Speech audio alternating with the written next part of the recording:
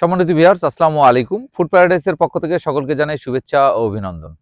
আপনাদের সরাসরি নিয়ে চলে আসলাম দিনাজপুরের একটি লিচু বাগানে। আপনারা দেখতে পাচ্ছেন যে বর্তমান লিচুর কি অবস্থা। আপনারা দেশের বিভিন্ন প্রান্তে থাকেন, আপনারা জানতে চান যে আজকে এখন দিনাজপুরের লিচুর বাগানের কি পরিস্থিতি। যারা বাহিরের থেকে আপনারা বাগান নিতে চান বা দিনাজপুর থেকে ফল ক্রয় করেন বা ব্যবসায়িক যারা আছেন আপনারা জানতে চান। বর্তমানে আমি লিচুর বাগানের সরাসরি আমি ভিডিওটি করে আপনাদের দেখাচ্ছি।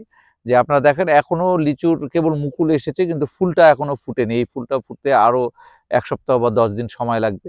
তারপর ফুল থেকে দানা হবে, দানা থেকে তারপর লিচু হবে। এখনো অনেক সময়ের ব্যাপার।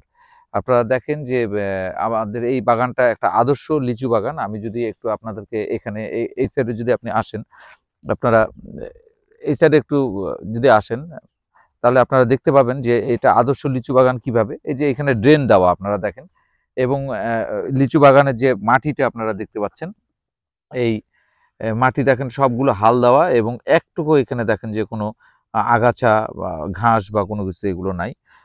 আমরা যেহেতু এখন একটু শুকনো মৌসুম যাচ্ছে, তাহলে এই সময় আমাদের পানি সেচ দিতে হচ্ছে। আপনারা দেখেন যে লিচু গাছের গোড়ায় কিভাবে আমরা একটু ঘেরা দিয়ে দিচ্ছি, এভাবে করে দিয়ে এখানে আমরা পানি সেচ দিচ্ছি। প্রতিটা লিচু গাছের গোড়াতেই আমাদের এরকম অবস্থা। আপনারা দেখেন এখানে যে এরকম আমরা একটা ঘেরা দিয়ে দিচ্ছি।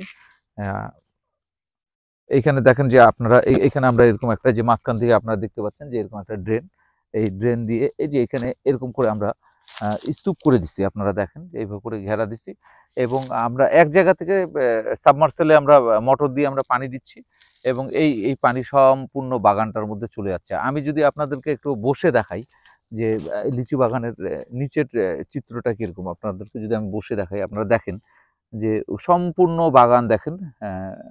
একটা আদর্শ বাগান কিভাবে হয়, সম্পূর্ণ বাগানটা আমাদের হাল দেওয়া এবং পরিষ্কার পরিচ্ছন্ন আগাছা মুক্ত।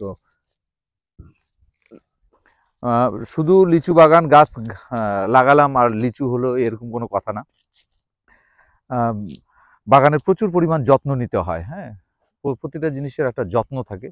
আপনারা দেখেন লিচু গাছে আমাদের মুকুলগুলো কিরকম এসেছে। এটা বোম্বাই প্রজাতির একটা লিচুর গাছ। আপনাদেরকে যে জিনিসটা দেখাচ্ছি এটা বোম্বাই প্রজাতির। এই যে পাশে আপনারা দেখেন যে এটাও আ বোম্বাই প্রজাতির একটা লিচু গাছ।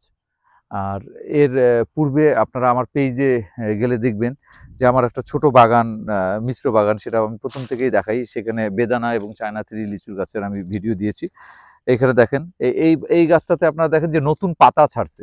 এই নতুন পাতা ছাড়ার কারণে এই গাছটাতে মুকুল একটু কম। এই যে এই গাছেও দেখেন যে এই গাছেও নতুন পাতা ছাড়ছে। এই নতুন পাতা ছাড়ায় এই গাছের মুকুল কম। এই গাছেও একই ব্যাপার। নতুন পাতা ছাড়ায় মুকুল কম। কিন্তু এইখানে আবার দেখেন যে আ এই গাছটায় মোটামুটি মুকুল ধরেছে। কিন্তু এই গাছে দেখেন যে একদম পুরনো পাতা। এগুলো সম্পূর্ণ পুরনো পাতা এবং থোকায়, থোকায় এখানে মুকুল এসেছে।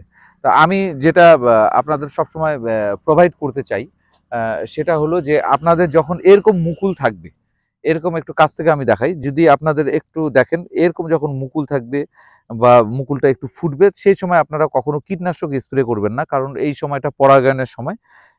এই পরাগায়নের সময় মৌমাছিরা বা অন্যান্য পোকামাকড়রা পরাগায়ন করে ফুলে, ফুলে বেড়ায়। আপনি যদি কীটনাশক দেন তাহলে হচ্ছে আপনার এই পরাগায়নটা আপনার কম হবে এবং লিচুর আ বা ফলনটা আপনার কম আসবে। এজন্য আমি সবসময় আপনাদের প্রোভাইড করব যখন কেবল মুকুল আসবে, এ সময় আপনারা কেউ স্প্রে করবেন না। আর যখন লিচুর দানাটা হবে, জাম আপনারা জাম দেখছেন জামের বিচির মতো বা সরিষা দানা থেকে একটু বড় যখন একটু হবে পুঁতির মতো, আ তখন আপনারা স্প্রে করতে পারেন। তখন কীটনাশক দিবেন, ছত্রাকনাশক দিবেন। যেকোনো বিষ, বিষের প্রতিটা কোম্পানিরই বিষের নাম বলে যে এটাই হচ্ছে বেস্ট। আসলে সব বিষই সমান প্রায়। আপনারা চেঞ্জ করবেন। এই মাসে যে বীজটা দিবেন, এর পরবর্তীতে অন্য বীজ দিবেন। তো যেকোনো একটা বীজ দিতে পারেন এবং ছত্রাকনাশক দিবেন। আর শুকনো মৌসুম থাকলে একটু পানি সেচ দিবেন যেন মাটি একটু হালকা ভেজা থাকে আরকি। তো আজকে এই পর্যন্ত। আপনারা আমার YouTube চ্যানেলে সাবস্ক্রাইব করবেন। আমাদের যে ফুড প্যারাডাইস ফেসবুক পেজ আছে, সেই পেজের মধ্যে সংযুক্ত থাকবেন। লিচু নিয়ে যাবতীয় পরামর্শ আমি সবসময় দিয়ে থাকি। আপনারা জানেন যে আমি দিনাজপুরের লিচুর জেলা ব্র্যান্ডিং মেম্বার। আমাদের জেলা প্রশাসক মহোদয় আমাকে জেলা ব্র্যান্ডিং মেম্বার হিসেবে আমাকে নির্বাচিত করেছেন। তাহলে আমি লিচু নিয়ে কাজ করছি। যে কোনো সময় আপনারা লিচু নিয়ে আমার কাছ থেকে পরামর্শ নিতে পারেন। তবে সন্ধ্যার পরে যদি আপনারা ফোন দেন, আমি সময় নিয়ে আপনাদের সঙ্গে কথা বলতে পারবো।